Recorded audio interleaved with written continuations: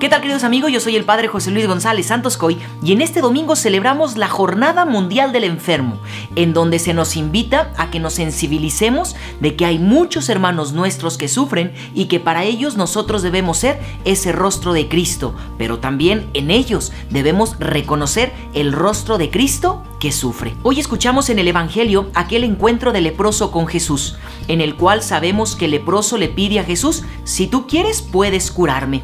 Con este Evangelio se nos invita a que nosotros también sintamos compasión por el que sufre, que nos acerquemos con nuestros hermanos que pasan alguna necesidad y que sufren a causa de la enfermedad, de la vejez o por cualquier otra discapacidad. Sabemos que la lepra en tiempos de Jesús era de las peores tragedias que le podía acaecer a un hombre, porque comportaba muchos sufrimientos, comportaba dolores físicos, morales, sociales y también familiares. Vivían relegados de la sociedad porque era una enfermedad muy contagiosa. Incluso los que vivían con esta enfermedad no era el peor sufrimiento la propia enfermedad, sino que vivían relegados, rechazados y marginados por la sociedad.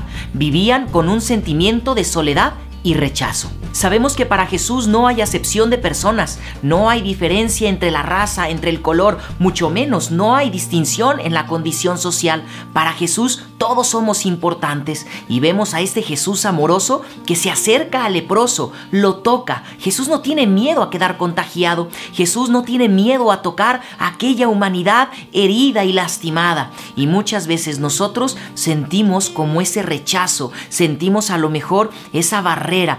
Así que hoy nosotros debemos imitar esa compasión, esa ternura, ese afecto, esa cercanía que Jesús mostró por el leproso. Para Jesús nadie es intocable, para Jesús nadie debe ser rechazado, nadie debe ser relegado. Por eso, ante aquella pregunta del leproso si lo quería curar, Jesús le dijo: sí quiero, queda limpio.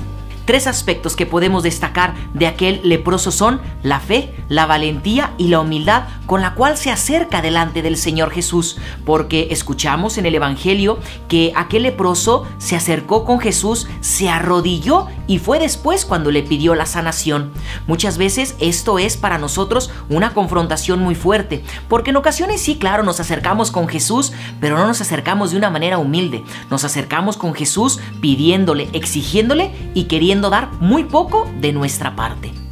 Una de las más grandes bendiciones que recibió aquel leproso no solamente fue la salud, sino que el Señor Jesús, curándolo, lo reintegró a la sociedad, le regresó la dignidad que la sociedad le había quitado al haberlo excluido y rechazado del convivio con todos los demás. Hoy también sigue habiendo mucha lepra, pero lepra espiritual, y la padecen todos aquellos que se encuentran viviendo lejos de la gracia, lejos de la oración, aquellos que viven con miedos, sin confianza, aquellos que se encuentran temerosos y que no logran descubrir y sentir el amor del Señor. Así que ánimo, cuídate de esa lepra espiritual que puedes estar viviendo por vivir en el pecado y la lejanía de Dios. Una de las consecuencias que vivían los leprosos es que comenzaban a perder la sensibilidad en el tacto, de tal manera que si los leprosos se llegaban a cortar o eran golpeados, no sentían dolor. Y esto es un reflejo de lo que sucede con la lepra espiritual. Cuando nosotros también estamos aferrados al pecado y estamos con esta enfermedad espiritual, comenzamos a perder la sensibilidad. Ya no sentimos nada, nos da lo mismo si rezamos o no, nos da lo mismo si vamos a la misa o no, nos da lo mismo si vivimos en egoísmo o en caridad, nos da lo mismo si vivimos con el resentimiento o viviendo en el perdón. Así que ánimo, levantémonos de nuestra lepra espiritual para que nuestro corazón vuelva a latir y vuelva a sentir con la gracia de Dios. Soy el Padre José Luis González Santos Coy y que la bendición de Dios Todopoderoso, que es Padre, Hijo y Espíritu Santo, descienda sobre ti y permanezca para siempre. Amén.